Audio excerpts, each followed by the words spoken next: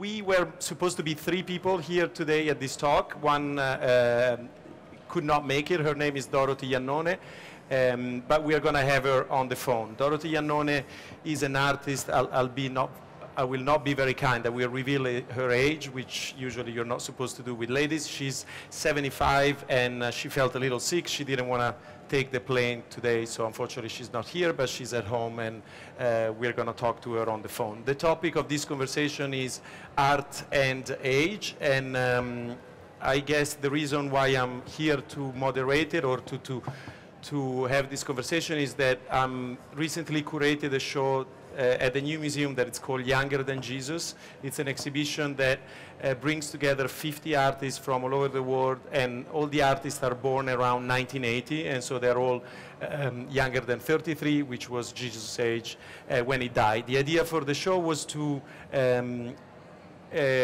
question or investigate whether or not people growing up in the same moment in time and sharing the same history or the same placement in history would or would not produce similar works. I think the answer is that there are many elements in common within generations, but of course there are also many different characteristics in each generation. Karl Mannheim, who is a sociologist that first wrote about generations, he compared generations to choirs, and he said that usually they are a dissonant choir. And he also said that whether you like it or not, you're always part of a generation. Whether you recognize it or not, you're always part of a generation.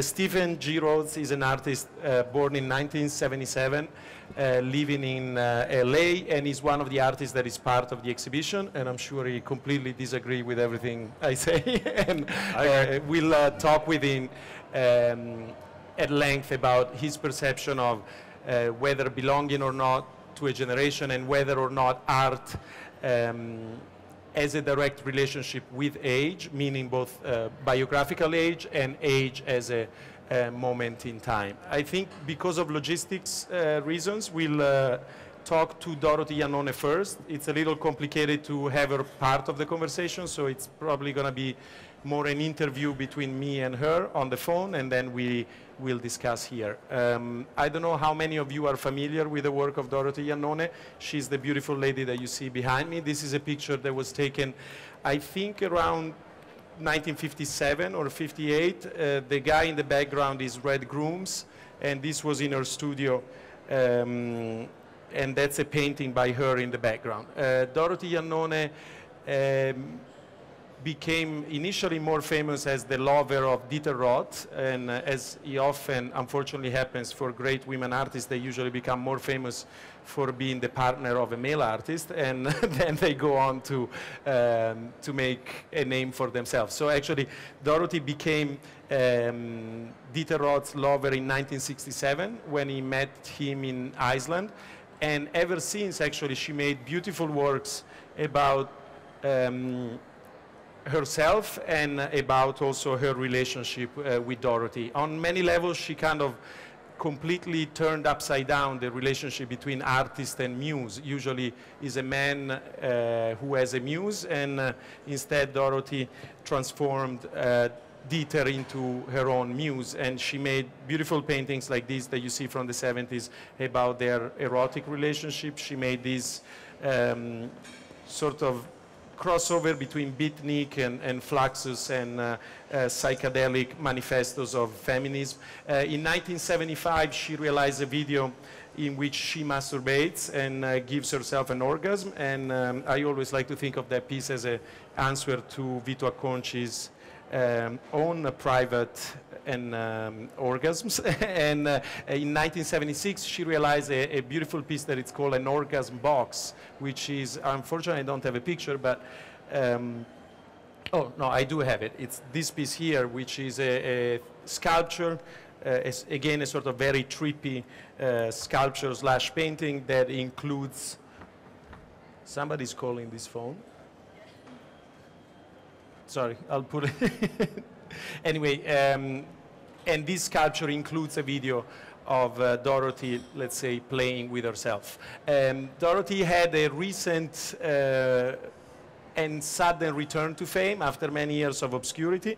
I met her in Berlin when I was living there to curate the Berlin Biennial. You know, when you often curate shows, people expect that you're just going to be after young artists, and we decided that the first people we wanted to meet in Berlin were the oldest artists. And Dorothy was one of them, and the other one was Emmett Williams, who unfortunately passed away a couple of years ago. Emmett Williams was one of the founding members and agitators of the Fluxus festivals. And Emmett was actually the person that introduced Dorothy Iannone to Dieter Roth when they met in Iceland. So Dorothy, as I mentioned, is recently having a lot of shows. She's this summer featured in the Athens Biennial. She's featured in a show at the R9 Museum of Contemporary Art called Rebels. She had a show with Lee Lozano last year at Kunsthaus Wien, and she'll have a show also at the new museum this summer. You can also see some of her work at the current Art Fair, in Air de Paris booth, and in Anton Kern booth. Sorry, the introduction has been too long, so we'll call her and talk to her about art and age. I hope this works, and if it doesn't, I'm sorry.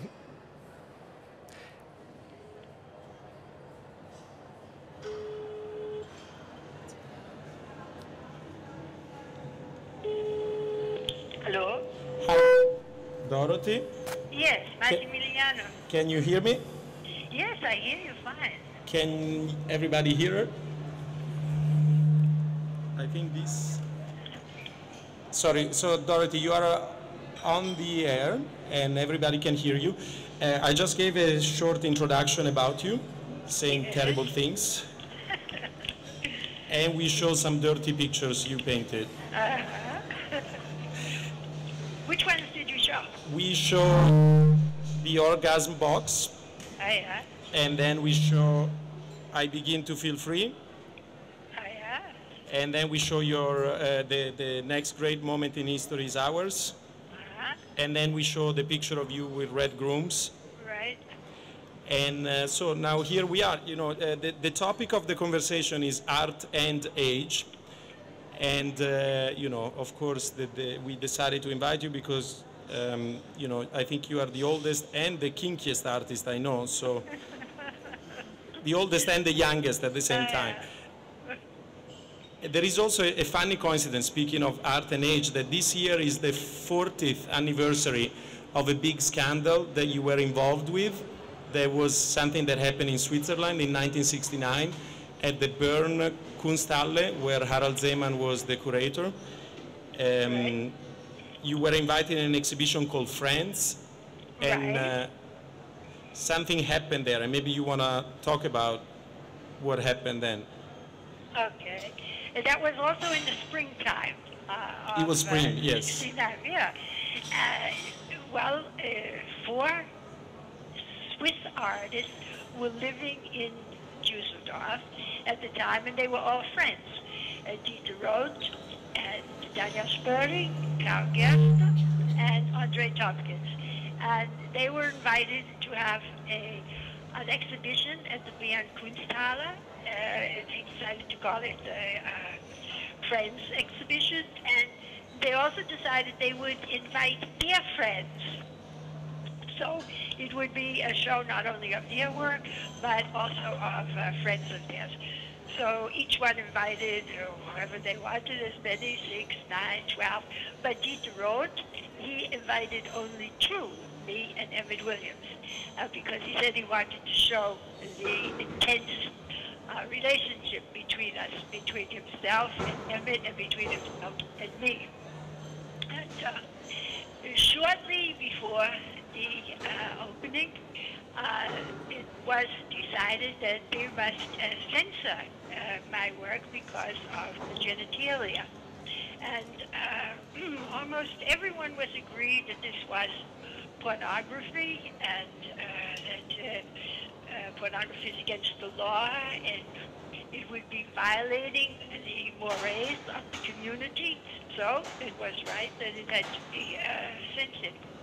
And in fact, we did censor it the morning before the opening.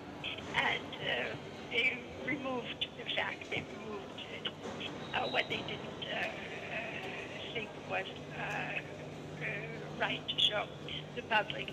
And so the next day, as a protest, Peter Rhodes removed all of his work because he felt he too had been censored, because now his part of it no longer made sense.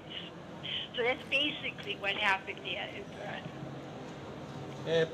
Dorothy, we have, paradoxically, we have trouble hearing you. We are supposed to be the youngest and most technologically advanced airfare in the world. And you don't hear me. No, you have to speak up a little, but to summarize what she just told you, I don't know how many of you heard what she said. Anyway, in 1969, Harald Zeman organized this exhibition. It was after when Attitudes Become Form, and already at the time, between him and the museum, the tension, it was pretty high.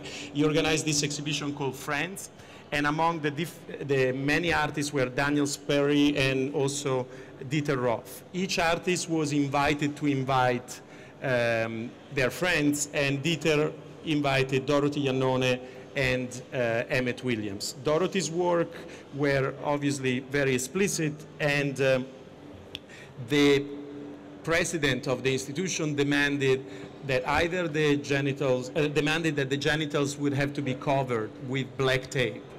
And in sign of respect and love for her work, Dieter threatened to remove all his own work if the tape wasn't removed from the body. So eventually Dorothy, a few years later, made a beautiful book that chronicles this story. And these are some images that you see. The guy with the beard over there is actually Harald Zeman. And as it always happens,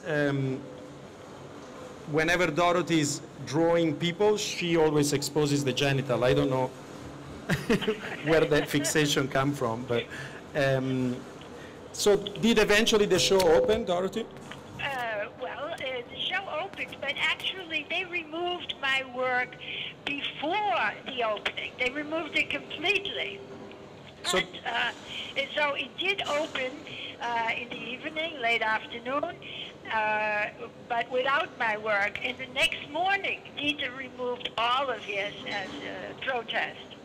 And then eventually Harald Zeman stepped down from the job. And then Harry said that this was the first time he was forced to censor anything, and so he had resigned from the Kunsthalle. And did it ever happen to you again that your work was censored? Well, can you hear me now better? Yeah, now we can. Oh, that's good. Well, it had been censored in Stuttgart in '67. All my cutout people were seized by the police the morning after the opening. And in London, which was about 1968, they actually burned some of my books. And the story of Bern was one of them, of which you are now showing images. These were the most horrific instances, but there were other smaller instances of censorship, outright censorship. Do you think things have gotten easier for you? Can you show more explicit material now?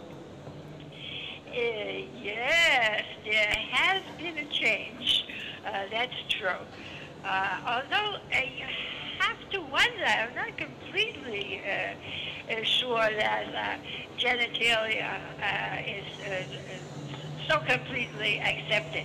Especially even I have suspicion it centers more on male organs. But anyway, it is a change, but not a sea change, really. Do you think your work gets better with age, like wine, or? Well, the work I now make, or the way it's viewed, what I used to do, which do you mean? I think both. Like, do you think your work is changing with your age, and is the age around your work changed? Well, yes, it's viewed differently because the audience is different. So in that sense, it changes. It changes. The perception of it has changed. And the way I paint, I think somehow, since I am so much older now than then, I think I have a lighter touch. And so it's not so much jungle feeling as it is a heavenly feeling. One last question. You made a book that was called, is it called All the People I Slept With, or that's Tracy Emin? Which one is yours? No, it's not called that. It's called a list for, or something, a much more detailed than requested reconstruction. And this was because when I first went to live with Dieter Rhodes, he asked me, how many men have you ever slept with? And this is a standard question, it seems, that men ask their girlfriends.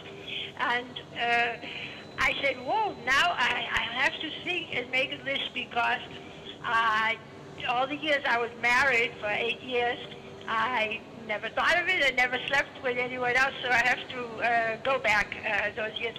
So I made a list, and then I made a drawing of each one. And then it became a book, so that's how that happened. Did he ever tell you how many girls he slept with? I don't even remember if I asked him that or not. It's always so much more probably numerous than it would have been with women. But the thing is, with women at that time, the story was everyone had slept with one, maybe the other one, or two, even though it seems, it comes out that was not really true, but that was the standard thing that was usually said. So in this case, to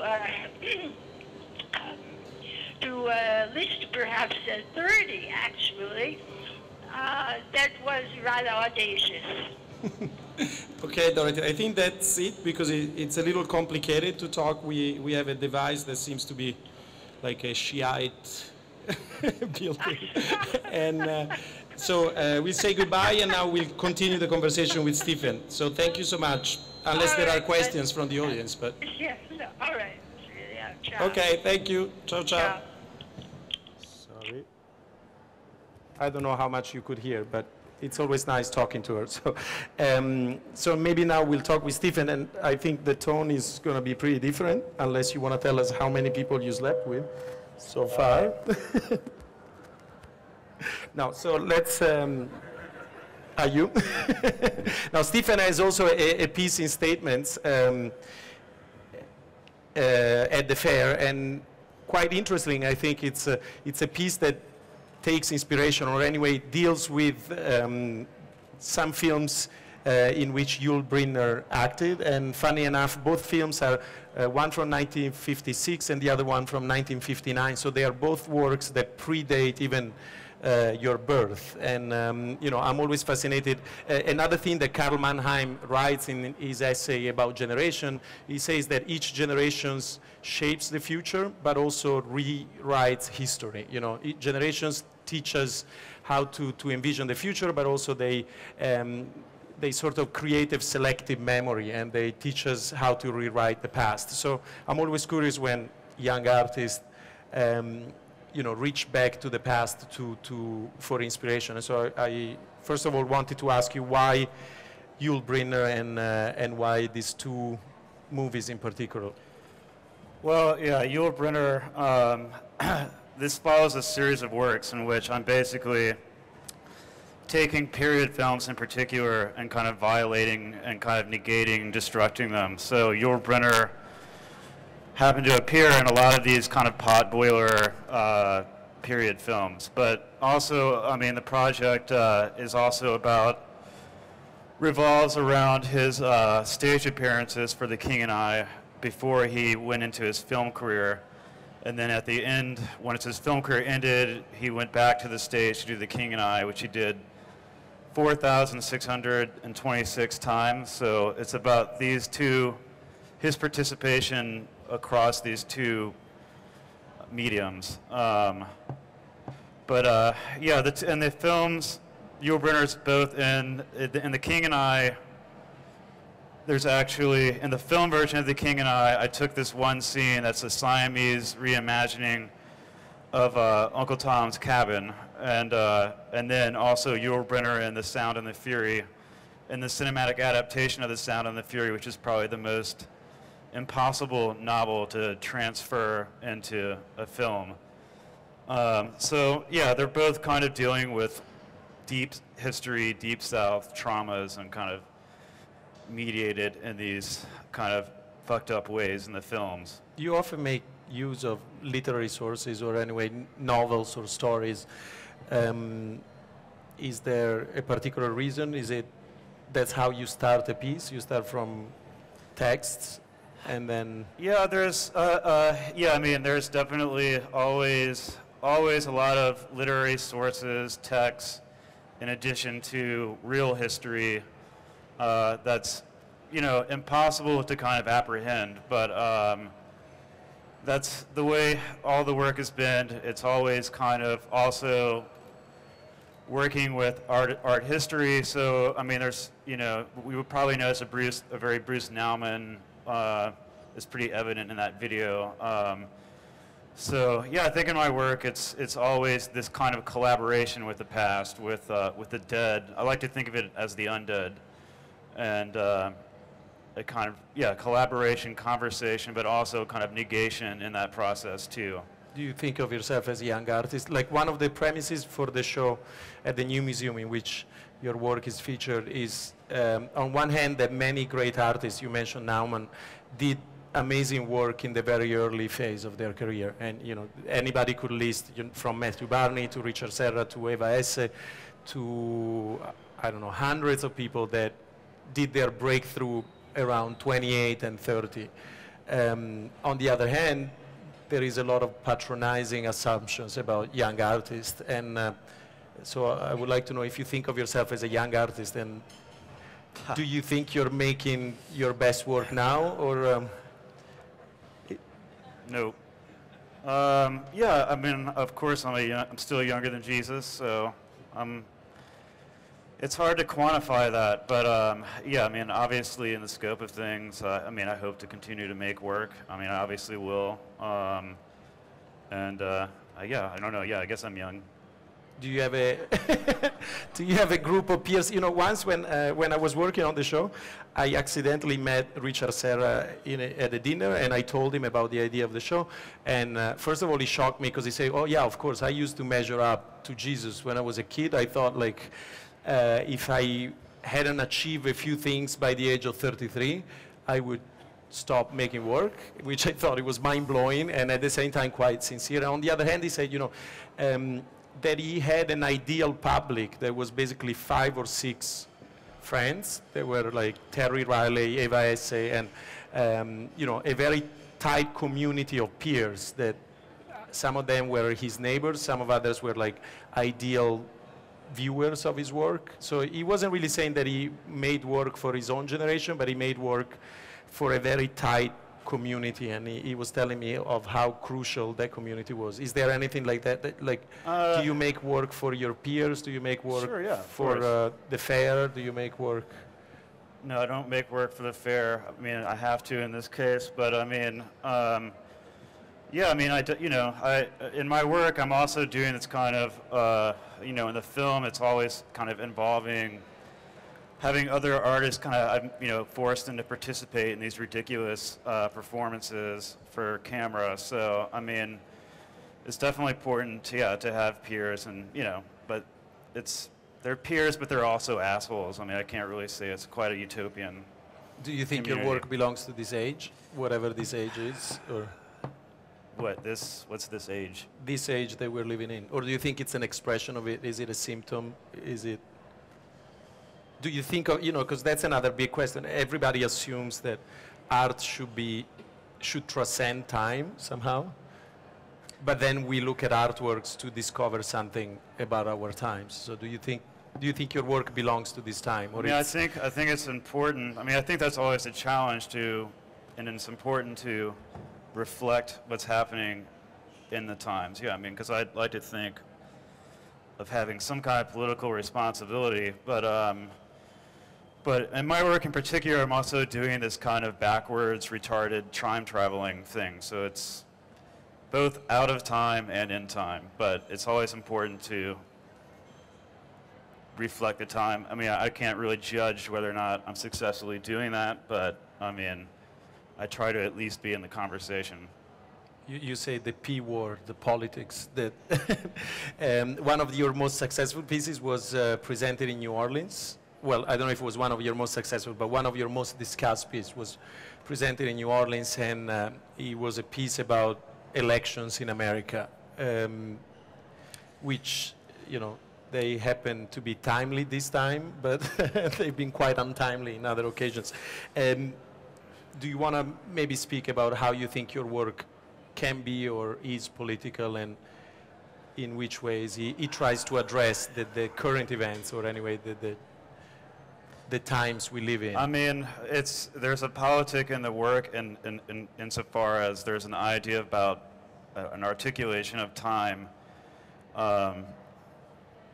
working with historical events, but also this idea of creating an untimeliness or offsetting time to create a present that becomes, that I guess there's, you know, I don't want to go so far into the political, I don't know, but that election piece is actually not, it was about elections, but it was also about the election of the next animatronic president at the Hall of Presidents. So it was also this dialogue with Disney as well. We have an animatronic prime Yes, minister in Italy at the moment. Oh yeah, so I feel like an animatronic with this thing on. So. Right. You mentioned Disney, like that's another, you know, sign of the time or products of the time. And do you want to talk maybe about like the artworks or the images that produce your influences? Or, I mean, I don't want to ask you like what are the artworks or the films that have influence, but do you think there is something peculiar either to your generation or to your own placement in time in terms of how you use certain influences or you use certain sources? Do you think there is you know, a lot has been said about appropriation recently, about how artists of a certain age are reusing or recycling material? Do you feel that's peculiar? Yeah, no, I mean, I think at this time with, you know, the information age, the internet, this wild access to illegitimate information that's hard to substantiate. So I think a lot of artists are kind of digesting and regurgitating kind of information at a wild rate. I would say I'm kind of doing that partially. Yeah, I mean, you know, there's a lot of pastiche also involved, some of, you know, on various levels, but does that make sense? Yeah. Okay. Last question maybe, or two last questions. Do you imagine your work in the future? Like, can you imagine the ideal placement that you would like to have for your work in the future? It's a question I often ask to young artists. Can you imagine your work in a museum in 100 years, and where would you like it to be? Well, I'm trying to work on a time machine right now so I can get into the future, but it's hard to imagine that. But do you worry or do you care about that placement? I guess I'm supposed to, but yes, a little bit. I don't really know follow the question too much, but. Okay, so maybe, I don't know if you want to take some questions also from the audience or not. Are there questions from the audience?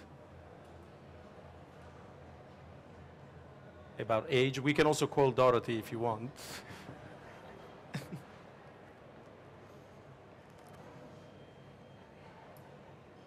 There is a question? Oh, okay, thank you.